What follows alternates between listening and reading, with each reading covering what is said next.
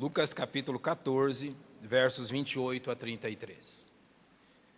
Pois qual de vós, querendo edificar uma torre, não se assenta primeiro a fazer as contas dos gastos, para ver se tem com que acabar?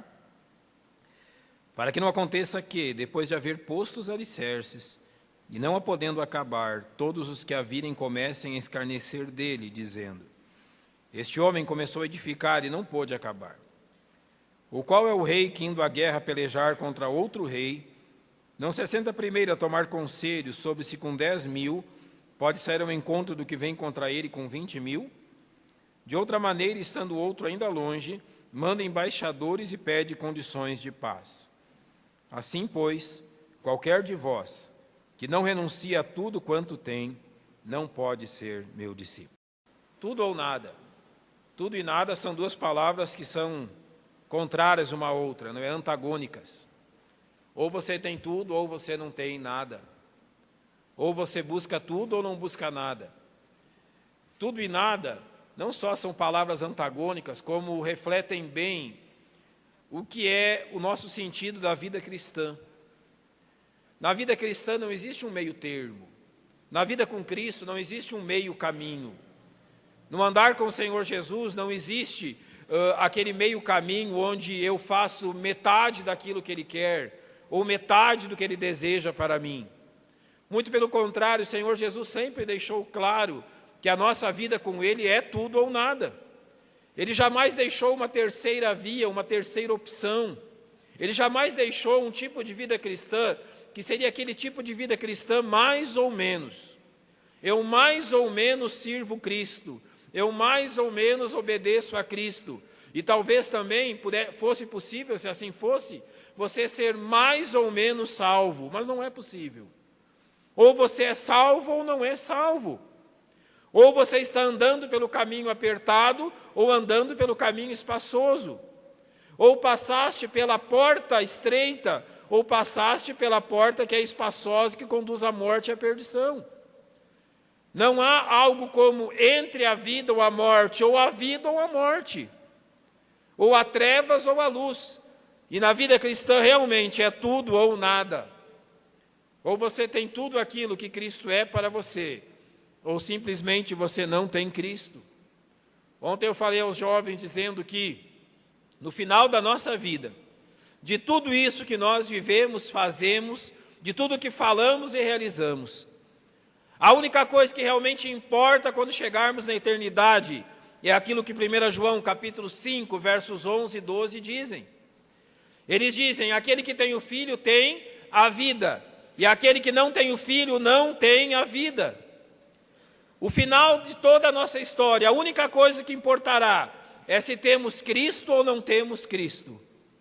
Será a única regra, o único juízo que nos conduzirá à eternidade com Deus ou longe dele. Não há área na nossa vida onde o Senhor Jesus não deseje comandar o nosso destino e as nossas decisões. Vir a Cristo, irmãos, pensando em resguardar algum espaço da vida onde Ele não reinará, é simplesmente rejeitá-lo. É simplesmente dizer que nós não queremos que Ele tome o comando na nossa vida. E nesse texto, Jesus estabelece 3 questões que nós devemos pensar muitíssimo bem. Eu vou usar este texto de Lucas 14, mas também usarei o texto de Lucas capítulo 9, e eu peço que você me acompanhe nesses 2 capítulos do Evangelho de Lucas. E no capítulo 9, bem no final do capítulo 9, dos versos 57 a 62, Jesus se encontra com 3 pretendentes discípulos. São prospectos aqui que desejam servir ao Senhor Jesus também, pessoas que pretendem servir a Cristo. E Jesus coloca diante deles 3 fatos que todo discípulo do Senhor deve ter muito firme em sua mente, e que eu e você devemos ter firmemente guardado em nossa mente e em nosso coração. No verso 57, nós temos o primeiro desses pretendentes a discípulos. E o verso 57 diz que aconteceu que, indo eles pelo caminho, lhe disse um: Senhor, seguir-te-ei para onde quer que fores. Notem que aqui não é alguém que Jesus chama ao discipulado. É alguém que diz que deseja seguir a Cristo. É um homem que procura Jesus e ele quer seguir a Jesus. E notem bem o que ele está dizendo ao mestre: eu vou te seguir aonde quer que tu fores. Qual é o problema com esse discípulo? E qual é o problema dele que nós podemos ver na nossa vida e devemos resolver em nós se há? O problema dele é que, em suma, não é difícil tomar uma decisão. Muitos têm tomado decisão ao lado de Cristo, irmãos. Muitos têm levantado a sua mão, ouvindo à frente, ou tomado uma decisão, realmente resolvendo servir a Cristo e entregar sua vida a Ele. Mas o problema não é fazer a decisão. O problema é manter-se na decisão que foi feita. O problema realmente é manter-se firme na decisão que uma vez foi tomada, permanecer na decisão. Você já imaginou esse homem hoje na maioria das igrejas? Se alguém chegar na maioria das igrejas de hoje, evangélicas, e disser, eu quero ser um discípulo de Cristo, ele vai ser aceito sem mais delongas, sem nenhuma discussão, aprovação, nada. Olha, está aqui alguém que deseja ser um discípulo de Cristo. Mas com o Senhor Jesus não é assim.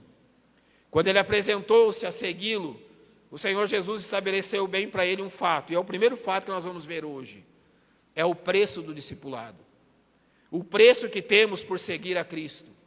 E a primeira coisa que eu quero dizer aos irmãos é que o discípulo deve calcular o preço de seguir ao Senhor Jesus. Seguir ao Senhor Jesus não custa nada, sim, mas seguir ao Senhor Jesus custa tudo. Tenha plena certeza disso. O Senhor Jesus quer discípulos que colocam tudo diante dele. Em primeiro lugar, em Lucas capítulo 14, o Senhor disse assim, o primeiro exemplo que ele usa, pois qual de vós, querendo edificar uma torre, não se assenta primeiro a fazer a conta dos gastos, para ver se tem com que acabar? Para que não aconteça que depois de haver posto os alicerces e não a podendo acabar, todos os que a virem comecem a escarnecer dele, dizendo, este homem começou a edificar e não pôde acabar. Jesus está usando um exemplo de alguém que está construindo uma casa, vamos ver no nosso tempo. Alguém que resolve construir, fazer uma construção do seu lar, da sua casa. Notem que ele pode fazer um planejamento grandioso. Ele pode fazer um planejamento de muitos cômodos, muito acabamento diferenciado e toda uma questão que ele pode colocar naquela casa. Mas Jesus está dizendo, olha, a sabedoria não é isso, em você determinar o que você quer, mas sim em determinar se você é capaz de terminar aquilo que você começou ou não. Jesus usa esse exemplo de uma construção dizendo, olha, imagina se alguém começa a construir uma casa em que as pessoas colocam grande expectativa sobre a construção daquela casa. Eles ficam pensando, olha, quando essa casa realmente for completada, quando ela for completamente construída, será uma grande casa. E eles ficam observando como será aquilo. Mas chega um determinado momento que a construção para. E para por quê? O dono da casa não tem mais recursos para investir na casa. A construção ficará pela metade, vamos dizer assim. Irmãos, quantos têm iniciado uma vida cristã? Até iniciam uma vida cristã com grandes expectativas. Outros irmãos olham para ele e dizem, olha, realmente esse será um bom crente, um grande crente. Nós podemos esperar muito de tal pessoa. Mas simplesmente, em algum momento, as coisas param. Tudo trava. Não há mais crescimento, não há mais envolvimento. E na maioria dos casos, esse travamento, esse parar, simplesmente é porque a pessoa não calculou o preço. Não calculou o preço que temos de pagar por servir a Cristo num mundo que o odeia. Não calculou o preço do que é servir ao Senhor Jesus e entregar a nossa vida a Ele. É de graça, é pela graça, sim. Não custa nada, sim. Mas custa tudo que você tem. Toda a sua vida e tudo que você é. E quando as pessoas chegam ao conhecimento desse preço, muitas vezes tardiamente, elas desistem de Cristo. E desistem de Cristo simplesmente, a maioria das vezes, porque nunca foram dele. Em segundo lugar, o segundo exemplo que o Senhor usa nos versos 31 e 32 é: qual é o rei que, indo à guerra pelejar contra outro rei, não se assenta primeiro a tomar conselhos sobre se com 10.000 pode sair ao encontro do que vem contra ele com 20.000, de outra maneira, estando outro ainda longe, manda embaixadores e pede condições de paz? Agora Jesus usa o exemplo de guerra, de alguém que está em batalha contra outra pessoa, de um rei que luta contra outro rei. É possível sim você enfrentar 20.000 soldados com 10.000. Tudo depende do aparelhado, realmente o equipamento que os 20 mil ou os 10 mil têm. Se temos 20 mil despreparados, 10 mil preparados podem vencê-lo. Então não é nesse sentido que Jesus está dizendo, mas é assim no sentido de calcular isto. Jesus está dizendo, compare, calcule a força das hostes inimigas, vamos dizer assim, dos exércitos inimigos. E agora então ele está usando esse exemplo exatamente pelo fato que muitos têm começado a vida cristã e têm desistido dela, porque não calcularam a força dos inimigos. Em Cristo nós temos muitos amigos. Em Cristo nós temos uma grande família. Em Cristo nós temos realmente muitos e muitos irmãos. Mas no momento em que você vem a Cristo, você está angariando para si mesmo uma multidão e uma hoste incontável de inimigos contra você. Você está se tornando um inimigo, um contraventor desse mundo aos olhos do mundo, um inimigo de Satanás e de todas as suas hostes, um inimigo do pecado que habita em você e nesse mundo. O que Jesus está dizendo aqui é que quando alguém vem a ele deve saber a força dos inimigos que enfrentará. Quando Jesus cita a parábola do semeador, ele diz de um caso onde a pessoa desistiu, por quê? Porque quando levantaram-se as perseguições, ele não quis mais seguir a Cristo. Irmãos, quantos também têm tomado uma decisão ao lado de Cristo, e ao ver a hostilidade desse mundo, muitas vezes a hostilidade da família, dos amigos, dos seus colegas, têm dado um passo atrás. Tem dito, olha, eu não pensei que seria assim. Eu não pensei que tantas pessoas se levantariam contra mim como elas têm se levantado. E têm tomado um passo atrás na confiança que tem em Cristo. O terceiro exemplo que Jesus usa está no verso 33. E aqui ele usa a palavra tudo. Assim, pois, qualquer de vós que não renuncia a tudo quanto tem, não pode ser meu discípulo. E tudo quanto tem aqui envolve a totalidade da vida. Aquele homem disse a Jesus, Jesus, eu te seguirei aonde quer que tu fores. E Jesus disse a ele, olha, as raposas, elas têm casas. As aves do céu têm ninhos. Mas você sabe quem eu sou? Você sabe que eu não tenho onde reclinar a minha cabeça? Essa foi a resposta do mestre a ele. Jesus estava dizendo, olha, me seguir vai custar muito mais do que você imagina. Vai custar um preço muito maior do que aquele que você talvez tenha calculado. E por isso a sua decisão tem sido tão precipitada. Eu não tenho onde reclinar a minha cabeça. E você deseja me seguir? Andar como um homem errante deste mundo, ser perseguido e maltratado? Aquele homem não sabia o que dizia.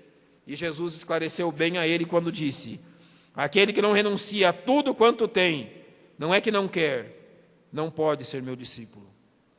Sabe qual é o momento que nós seguimos a Cristo e tomamos a decisão? É o momento quando nós calculamos tudo aquilo que o mundo pode nos dar, tudo aquilo que essa vida pode nos dar, tudo aquilo que podemos obter nesse mundo. E nós chegamos à conclusão que tais coisas não valem nada, que tais coisas não têm valor nenhum, que tais coisas não serão levadas para a eternidade, que tais coisas são realmente suscetíveis de roubo, de perda. A traça e a ferrugem podem consumir. Quando nós estabelecemos exatamente que nós não temos nada neste mundo que tenha maior valor do que aquilo que Cristo pode dar, é quando nós viemos a Ele. Quando convencidos que aquilo que Ele nos dá é muito maior do que aquilo que podemos obter nesse mundo. É quando nós desistimos de tudo e dizemos, olha, realmente, Senhor, tudo está em Tuas mãos, porque tudo a Ti pertence. E é sabedoria colocar tudo nas mãos dEle e realmente nada nas nossas, sabendo que tudo está bem guardado por Ele. Em Lucas capítulo 9, há uma segunda pessoa que chega a Jesus e Jesus então o convida ao discipulado. Agora Jesus diz a outro, segue-me. Mas ele respondeu, Senhor, deixa que primeiro eu vá enterrar meu pai. Agora Jesus está convidando uma pessoa a vir a ele. Jesus está convidando uma pessoa a realmente a segui-lo. E essa pessoa apresenta uma excusa, uma desculpa. Ele diz, Senhor, deixa que primeiro eu vá enterrar meu pai. Não é que o caso aqui seja que o pai dele havia falecido, mas pelo bom costume dos judeus, quando o pai chegava numa determinada idade, os pais chegavam numa idade já idosa, avançada, os filhos, então, se achegavam a ele. Talvez o filho mais velho, ou um dos filhos, se achegava a ele e vivia os últimos anos da vida dos seus pais com os pais, cuidando das suas necessidades, estabelecendo tudo aquilo que ele podia fazer por ele. Esse homem está dizendo: Senhor, realmente é interessante eu te seguir, mas há um fato que está diante de mim que eu devo fazê-lo, que é realmente acompanhar os meus pais nos últimos dias de vida deles, nos últimos tempos da vida dele. Aqui, irmãos, o Senhor Jesus apresenta uma outra dificuldade do discipulado, e aonde muitos têm caído, que é a dificuldade qual? É a dificuldade da prioridade. Muitos talvez venham a Cristo sem estabelecer que a prioridade é Cristo. E a falta de prioridade é exatamente aquilo que destrói a vida cristã. Você já tentou fazer alguma coisa pela metade? Se dedicar a 2 cursos, a 2 trabalhos? Se dedicar a 2 coisas, a algo que te divida? Normalmente você não termina bem nenhuma, nem outra. Nós não somos capazes de fazer 2 atividades complexas ao mesmo tempo. Fazemos uma de cada vez. E é exatamente esta falta de prioridade em realizar aquilo que Cristo quer, que tem dificultado muito a vida cristã de muitos.